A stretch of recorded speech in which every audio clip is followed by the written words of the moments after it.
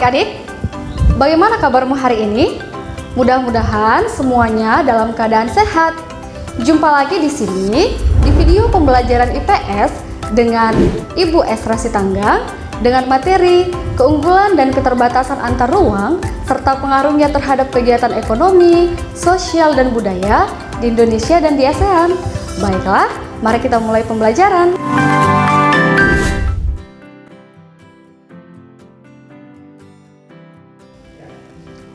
Baiklah, kita akan mulai materi pembelajaran kita.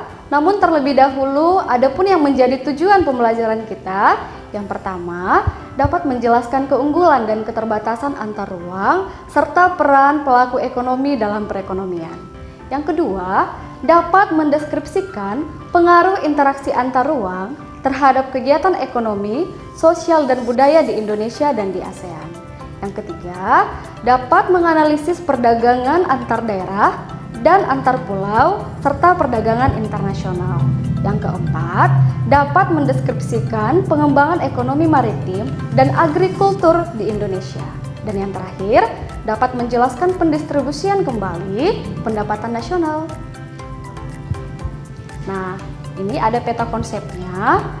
Tolong dipahami di mana keunggulan dan keterbatasan antar ruang dan pengaruhnya terhadap kegiatan ekonomi, sosial, dan budaya di Indonesia dan di ASEAN terdiri dari 3 bagian, yaitu ada penguatan ekonomi, maritim, dan agrikultur, ada perdagangan antar pulau, ada perdagangan antar negara, di mana ketiga ini memiliki tujuan yaitu peningkatan pendapatan nasional, redistribusi pendapatan nasional, dan kesejahteraan masyarakat.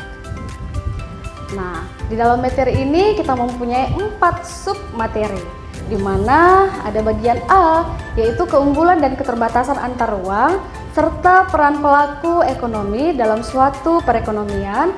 Yang bagian B, perdagangan antar daerah dan antar pulau, dan perdagangan internasional. Yang bagian C, ada penguatan ekonomi dan agrikultur di Indonesia. Dan yang terakhir, pendistribusian kembali pendapatan nasional. Nah, pada pertemuan kali ini, kita hanya membahas pada bagian A saja. Bagian B, C, dan D akan kita bahas pada pertemuan selanjutnya. Nah, kita masuk ke yang pertama, keunggulan dan keterbatasan antar ruang, serta peran pelaku ekonomi dalam perekonomian. Ada 3 materi yang akan kita bahas, diantaranya yang pertama, keunggulan dan keterbatasan antar ruang dalam permintaan dan penawaran. Yang kedua, pengertian pelaku ekonomi. Yang ketiga, peran pelaku ekonomi dalam perekonomian. Nah, kita masuk yang pertama, kebutuhan adalah permintaan yang tercipta berdasarkan ruang. Lokasi di mana seseorang berada dapat menciptakan kebutuhan dan permintaan yang berbeda-beda. Kita telah membahas ini pada pertemuan sebelumnya, yaitu di kelas 7.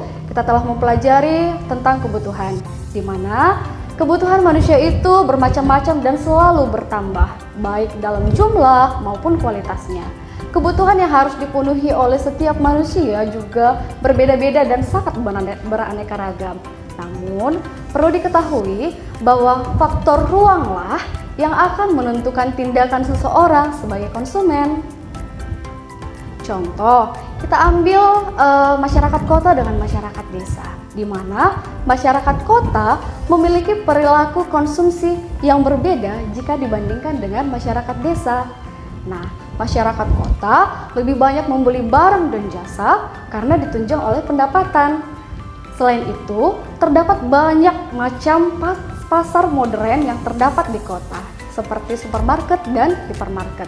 Sedangkan pada masyarakat desa, lebih sedikit membeli barang dan jasa.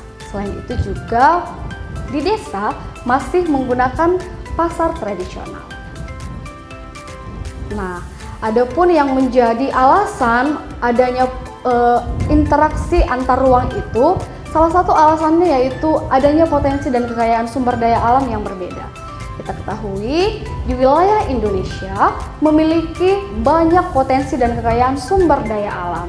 Nah, ini menjadi salah satu alasan terjadinya interaksi antar ruang. Sumber daya alam memiliki fungsi dan peran penting dalam kehidupan manusia. Maka manusia hidup dengan memanfaatkan sumber daya alam tersebut yang ada di wilayah dan di sekitarnya masing-masing. Nah, bisa kita lihat bahwa di wilayah Indonesia itu terkenal dengan sumber kekayaan dan potensi alam yang melimpah. Sebagai negara tropis yang memiliki ribuan pulau dan laut yang luas, Indonesia memiliki kekayaan alam yang cukup banyak dan melimpah.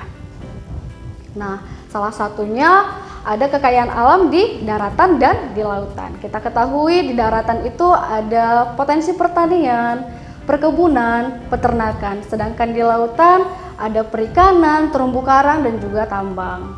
Nah, kita masuk ke materi yang selanjutnya, yaitu pengertian pelaku ekonomi. Apa itu pengertian pelaku ekonomi? Pelaku ekonomi adalah individu-individu atau suatu lembaga yang terlibat dalam proses kegiatan ekonomi. Nah, dalam kehidupan sehari-hari, kita tentu tidak asing lagi melihat semua kegiatan manusia. Ada yang menanam padi, ada yang memproduksi padi dan menjualnya ke agen, kemudian ibu rumah tangga mengambil padi tersebut, membeli padi tersebut daripada agen, dan digunakan sebagai konsumsi di dalam rumah tangga. Nah, semua ini adalah dikatakan sebagai pelaku ekonomi. Jadi, apakah anak-anak sekalian sudah paham apa yang dimaksud dengan pelaku ekonomi?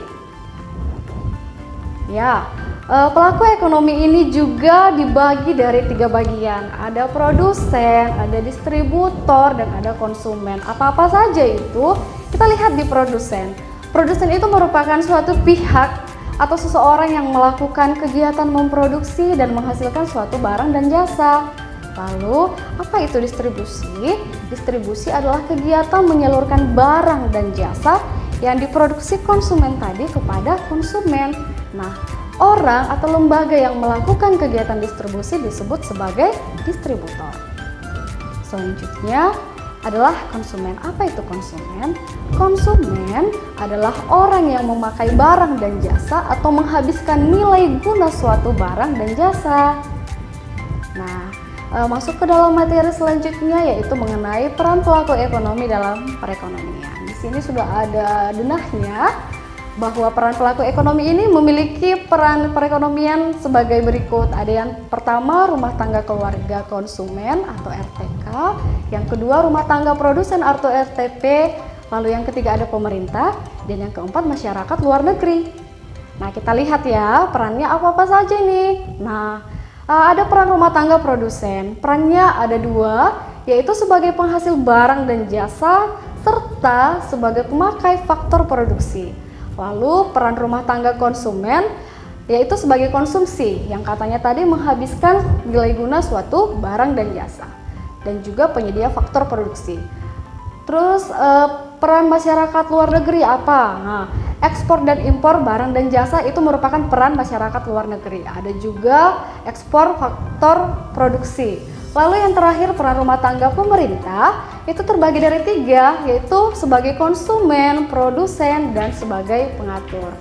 Nah, adik-adik, sampai di sini dulu materi kita. Semoga apa yang telah kita jelaskan tadi dapat bermanfaat dan menambah pengetahuan kita semua dengan materi ini. Nah, untuk materi selanjutnya kita akan lanjutkan di pertemuan selanjutnya. Oke, selamat belajar di rumah dan salam sehat. Sampai jumpa. Dah.